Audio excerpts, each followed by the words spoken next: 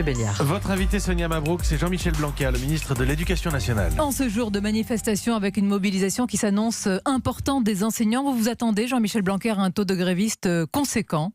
Ça doit être 25% dans le premier degré, puisque on le sait par le dépôt de préavis de grève qui est fait auparavant. Ce sera plus fort à Paris où ce sera 58%. On ne va pas rentrer dans une bataille des chiffres, mais déjà les syndicats parlent d'une mobilisation plus importante que les chiffres que vous donnez à l'instant. Non, là le chiffre que je vous dis, c'est vraiment des remontées parfaitement fiables. C'est pas dans une fourchette, c'est vraiment ce chiffre-là. Pour le second degré, c'est-à-dire le collège et le lycée, on n'a pas des chiffres aussi fiables, mais ça devrait être à peu près du même ordre. Je vous rappelle que les établissements du second degré restent tous ouverts.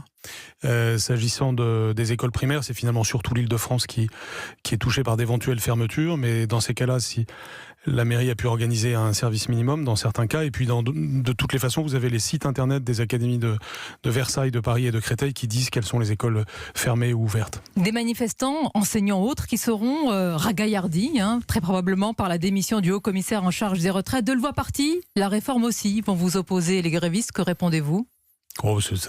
Ça n'a rien à voir. Et puis d'ailleurs, il y a Vraiment jamais lieu de Non, on sait très bien que cette réforme n'est pas une question d'homme, même si Jean-Paul Delevoye y a beaucoup travaillé, évidemment, mais c'est un travail collectif. C'est d'ailleurs le travail de la nation pour elle-même, si je puis dire, puisque on entend beaucoup de choses, mais il faut quand même toujours rappeler que l'objectif, c'est de voir comment nous faisons quelque chose de plus juste, de plus égalitaire pour tous les Français et de plus pérenne aussi, c'est-à-dire un système qui vaille pour les décennies à venir, pas seulement les années à venir. Il y a encore quelques heures, Jean-Michel Blanquer, Jean-Paul Delevoye était l'homme indispensable de cette réforme, l'artisan, l'architecte en chef. Il est aujourd'hui oublié. Sur tous ces sujets, c'est quand même bien sûr que c'est pas de gaieté de cœur qu'on le voit partir, parce qu'il a accompli un très grand travail. Maintenant, il a reconnu lui-même qu'il a fait une erreur, il en a tiré les conséquences, c'est d'ailleurs à son honneur. Mais maintenant, c'est évidemment un travail d'équipe qui a été accompli et qui va continuer ainsi. Une erreur, dites-vous, et aucune suspicion ne pèse sur le travail qu'a effectué Jean-Paul Delevoye sur la réforme elle-même ? Pas d'intérêts privés qui ont pu interférer dans la construction du projet? Ce travail, c'est surtout un travail de concertation en réalité. Et le rapport tel qu'on l'a lu au mois de septembre, c'est un rapport qui résulte de beaucoup de discussions avec les organisations syndicales. Donc ça s'est passé à ciel ouvert. Alors parmi ces manifestants, on l'a dit, des enseignants, et au cœur de vos promesses, Jean-Michel Blanquer, une enveloppe importante, 10 milliards d'euros d'ici à 2037. Est-ce que vous comprenez que les enseignants qu'on a entendus dans notre journal de 8 heures notamment ont du mal à croire à une annonce qui s'étale sur 3 quinquennats? 3 quinquennats. Oui, mais ils en verront les premiers effets dès le 1er janvier 2021. C'est l'engagement du Premier ministre. C'est à signaler que le Premier ministre, dans son discours du 5 décembre, a consacré un temps spécifique à l'éducation nationale, précisément parce que nous avions identifié depuis plusieurs mois, et depuis au moins le discours du président d'avril dernier, que nous devions faire ce travail sur les rémunérations si nous voulions que les professeurs, et notamment ceux de la génération 75 qui partiront à la retraite en 2037 puissent avoir eu la carrière leur permettant de maintenir le niveau de pension tel qu'il est aujourd'hui, qui est aujourd'hui en moyenne de 2600 €. Ce sont des primes ou des indemnités d'ailleurs qui seront versées, ou les deux? Alors c'est synonyme en fait, indemnité et prime, régime indemnitaire. Vous avez, quand on dit indemnité, on ne pense pas contrepartie. Quand on dit prime, c'est différent. Alors dans ce cas-là, pensez à indemnité. Le choix des mots est important. Je ne veux pas rentrer dans la technique, mais en gros vous avez le salaire et les éléments indemnitaires, qu'on peut appeler primes aussi. Et parmi ces primes, il y a des choses qui sont les mêmes pour tout le monde, et puis d'autres qui sont conditionnées. Donc c'est plutôt il y en a qui seront sans distinction, tout le monde est revalorisé sans critère. C'est une revalorisation générale, de façon à ce que tout le monde, que personne n'ait une baisse de pension du fait du nouveau régime. Comment, pardon ? C'est une augmentation de salaire. Alors, non, mais ça se discute. C'est justement au cours des 6 prochains mois, et ça c'est ce à quoi j'ai invité les organisations syndicales, c'est justement à discuter de la manière dont nous allons augmenter les professeurs, et donc c'est pourquoi nous avons entamé une série de discussions. J'entendais qu'il y avait du scepticisme dans votre reportage. C'est vrai un peu plus, certains parlent de défiance. Oui, ça dépend des syndicats. J'en ai reçu 3 hier, j'en ai reçu 3 autres vendredi dernier. Tous n'ont pas la même tonalité, donc là il y a quelque chose d'hétérogène en la matière, mais de toutes les façon, ce que je dis se verra très vite, puisque dans le projet de loi, il y aura la garantie donnée aux professeurs que les pensions ne baisseront pas, et notamment l'alignement avec les fonctionnaires de catégorie A sera gravé dans le marbre, ce qui est quand même un point très important.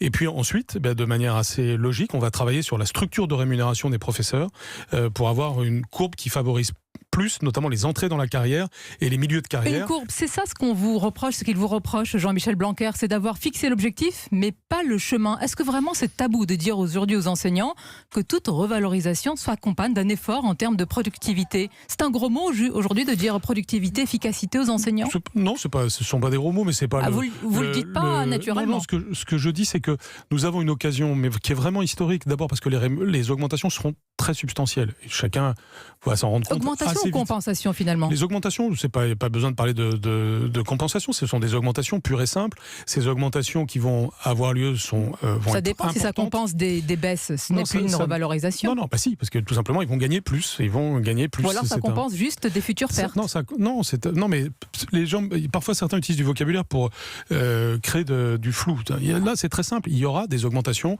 dès 2021. C'est aussi simple que cela.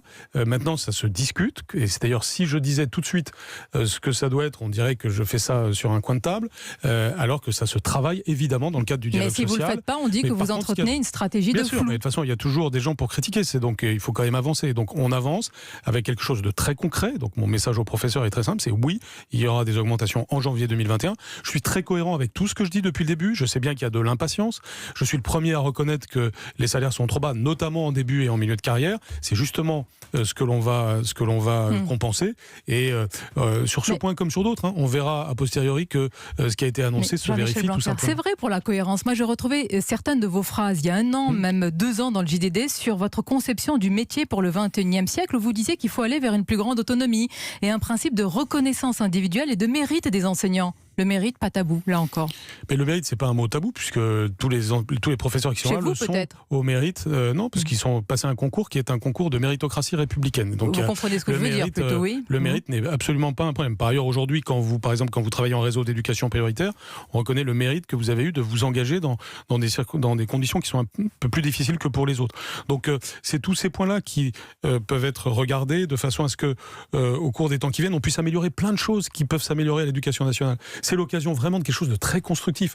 On se plaint souvent du caractère trop bureaucratique, trop anonyme de la gestion des ressources humaines à l'éducation nationale, parce qu'il y a 1 million de personnes. Eh bien, ce que je mets sur la table, c'est notre capacité à personnaliser mieux les parcours, à faire que les mutations se passent sur un mode qui tienne beaucoup plus compte des réalités des uns et des autres, qu'on ait une gestion des ressources humaines de proximité qui permette à un professeur ou à un personnel d'avoir un interlocuteur. Vous leur promettez le grand soir, ils ne voient rien, les enseignants, à croire qu'ils ont du mal à comprendre, Jean-Michel Blanquer. Non, ce n'est pas cela, évidemment.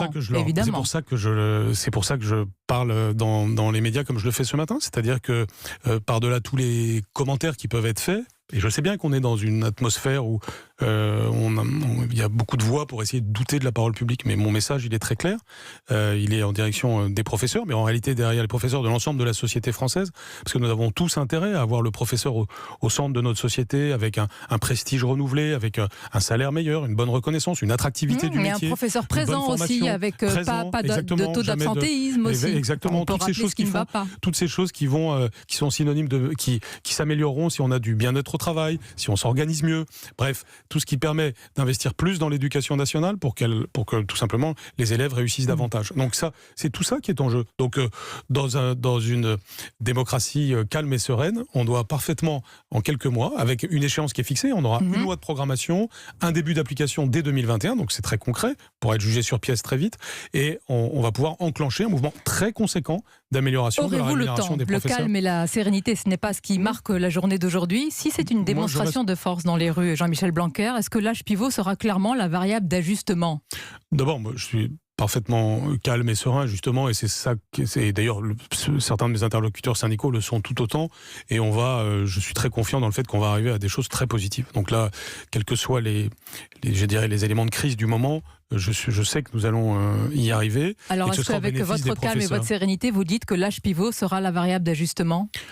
Ce qui est certain, c'est que notre but, c'est d'obtenir un équilibre des retraites. Et quand on dit un équilibre des retraites, c'est pas parce que c'est un fétiche en soi, c'est parce qu'on ne veut pas léguer à nos enfants des déficits qui s'accumulent. C'est aussi simple que ça. Jean-Michel Blanquer, Laurent Berger vous dit donnez-moi 1 an.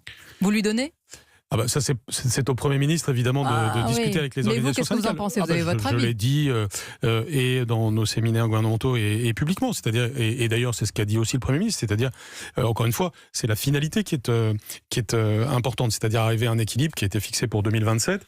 Et après, le chemin, il a été donné jusqu'au 1er janvier 2022. aux une année, organisations un syndicales délai pour pour la proposer. paix sociale, une année aux syndicats pour trouver justement ce chemin, Oui, ces alternatives. Il aura été donné jusqu'au 1er janvier 2022 pour proposer quelque chose de mieux que l'âge pivot. Et maintenant, qui va remplacer Jean-Paul Delevoye? Alors, de nouveau, ce n'est pas à moi de le dire, mais comme vous avez cité plusieurs personnes à votre antenne tout à l'heure, on voit bien qu'il y a. Est-ce qu'il faut le remplacer d'ailleurs? C'est le Premier ministre, Édouard Philippe, qui était à la manœuvre. Oui, bien sûr, mais c'est vrai que c'est un sujet qui réclame vraiment beaucoup de temps et beaucoup de technique aussi, donc ça ne nuirait pas d'avoir une personne dédiée. Bien sûr. Qui est déjà au sein du gouvernement? Je n'en sais rien. Enfin, en tout cas, c'est pas à moi de le dire. Vous êtes quand même, entre vous et les ministres, les meilleurs connaisseurs de ce projet de réforme. On voit mal quelqu'un arriver de l'extérieur qui débarque dans les négociations. Par exemple, vous avez quelques ministres qui connaissent très bien le sujet. Dont vous. Oui, forcément, parce qu'on est très concernés. Et puis, vous avez des parlementaires qui ont beaucoup travaillé sur ces questions. Et donc, non, fort heureusement, les talents ne manquent pas. Merci Jean-Michel Blanquer d'avoir été notre invité ce matin sur Europe.